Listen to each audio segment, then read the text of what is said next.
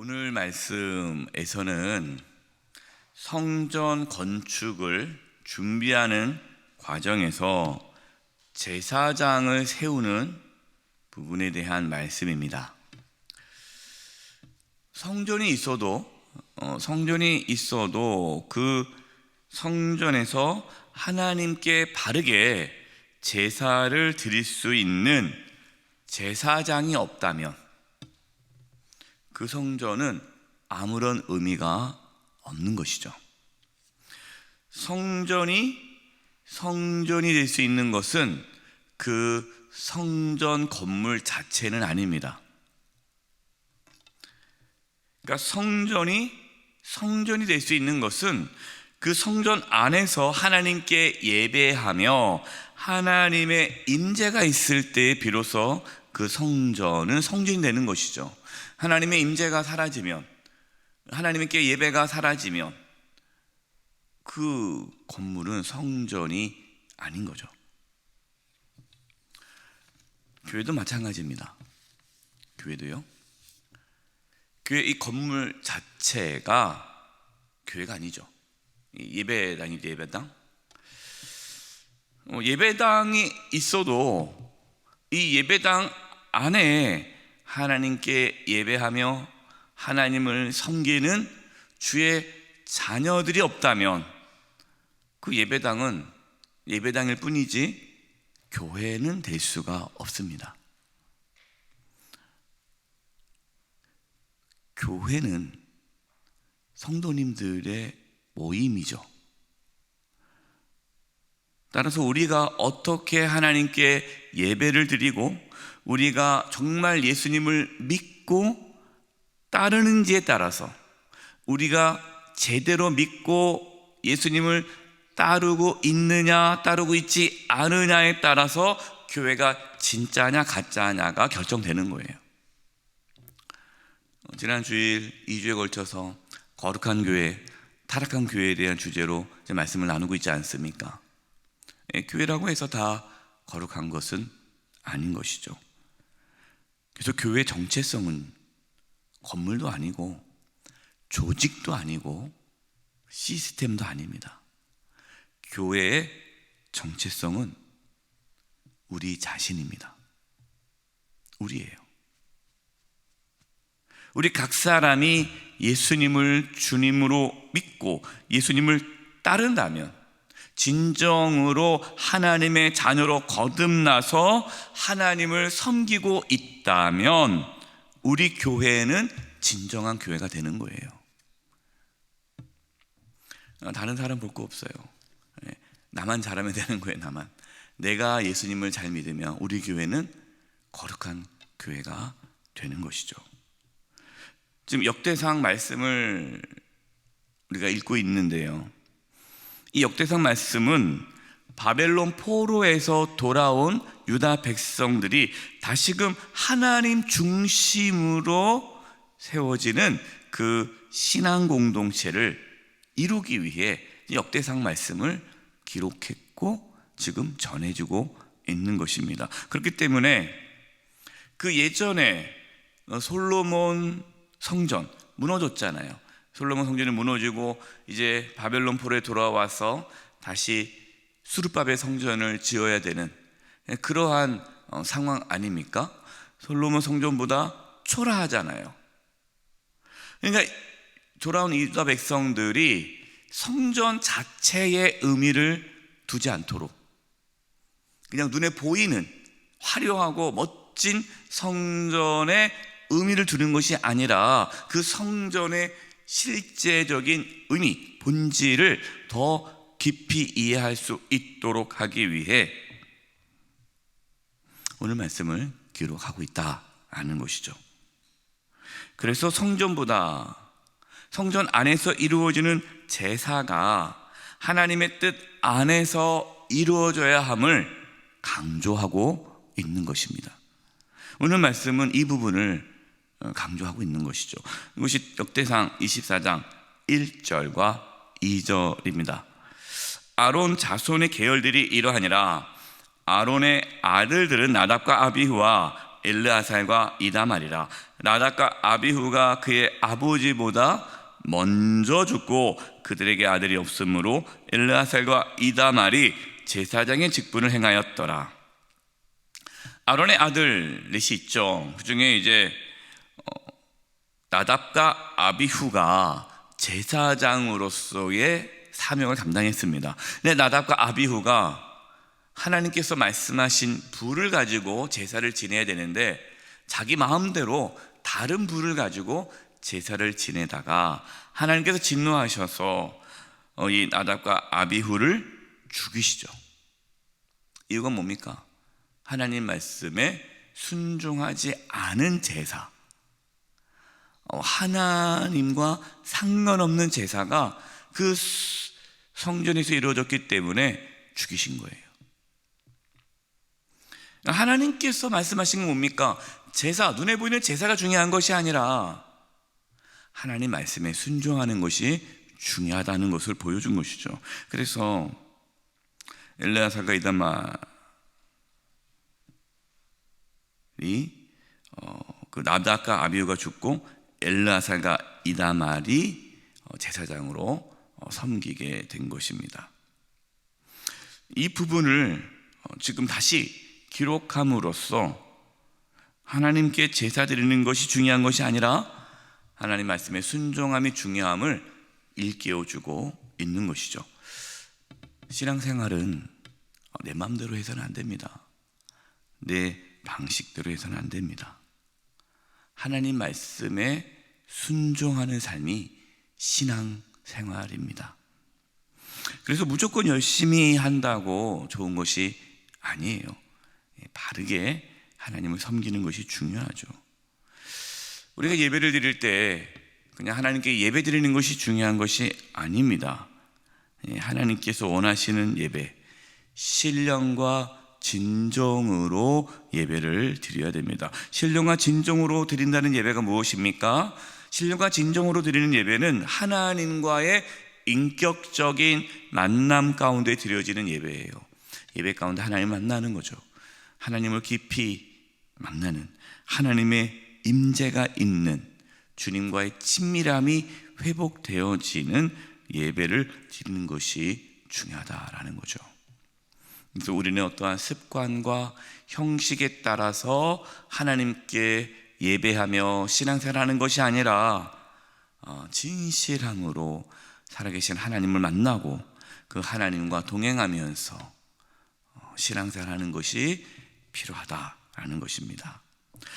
두 번째로 역대상 24장 5절 말씀 보면요, 이에 제비 뽑아 피차에 차등이 없이 나누었으니 이는 성전의 일을 다스리는 자와 하나님의 일을 다스리는 자가 엘르아살 자손 중에도 있고 이다말의 자손 중에도 있습니다. 이제 엘르아살의 자손과 이다말의 자손 중에서 성전의 일을 하는 사람들, 하나님의 일을 다스리는 자들을 세우게 되죠. 근데 세우는 방식이 제비를 뽑았다라는 겁니다. 제비 뽑기. 엘르알의 자손이 이다말의 자손보다 더 많습니다. 더 많으면 또 많은 쪽에 더 많은 걸 가져야 되잖아요. 그런데 차등 없이 똑같이 나눠서 제비를 뽑았다라는 겁니다. 제비를 뽑았다라는 것은 무슨 의미일까요? 구약의 제비 뽑기는 하나님의 주권을 인정하는 거죠. 하나님의 주권, 하나님이 세우신다는 겁니다. 그러니까 개인적인 어떠한 생각에 따라서 저 사람 내가 마음에 들어, 내가 마음에 드는 사람들을 톡톡톡 뽑아가지고 내 마음대로 하나님의 일을 하는 것이 아니었다라는 것이죠.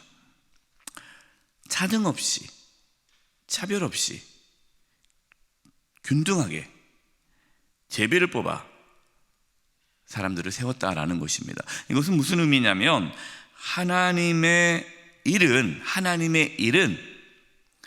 하나님의 부르심 속에서 이루어져야 한다라는 겁니다. 하나님께서 세우셨다라는 거예요.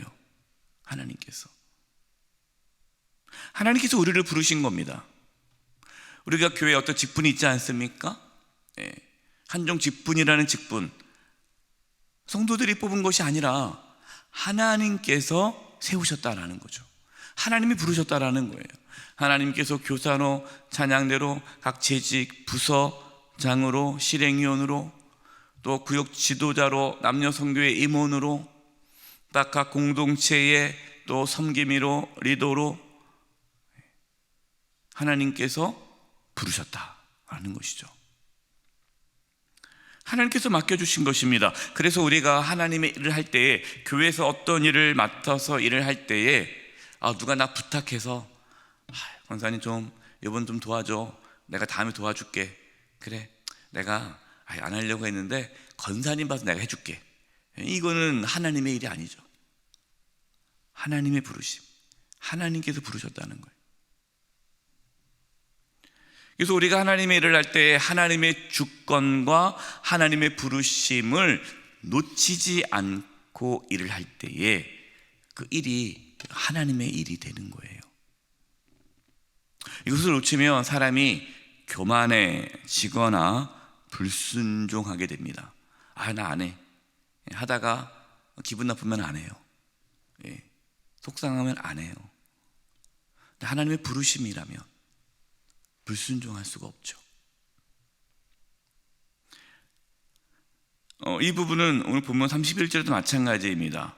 31절에 이 여러 사람도 다윗 왕과 사독과 아히멜렉과 제사장과 레위 우두머리 앞에서 그들의 형제 아론 자손처럼 제비 뽑혔으니 장자의 가문과 막내 동생의 가문이 다름이 없더라. 레위 사람들도 일을 하는 데 있어서 장자의 가문과 막내 동생의 가문이 다름이 없다, 차별이 없다, 차등 없이 제비를 뽑아 균등하게 일을 했다라는 것이죠. 역대상 24장 19절 말씀 보겠습니다. 이와 같은 직무에 따라 여호와의 성전에 들어가서 그의 아버지 아론을 도왔으니, 그래서 중요한 말씀이 나와요. 이는 이스라엘의 하나님 여호와께서 뭐하신? 명하신 규례더라. 이 부분이 중요해요. 아까 앞서서 나답과 아비후가 자기 마음대로 하나님께 제사 지내는 불, 그냥 자기 마음대로 불을 사용하다가 죽임을 당했잖아요. 그리고 그 다음 동생들이 엘르아살과 이다말의 그 자손들이 하나님 앞에서 제사를 지낼 때에 하나님께서 명하신 규례대로 섬겼다라는 겁니다. 순종이 제사보다 낫다라는 말씀을 절대 잊어서는 안 돼요.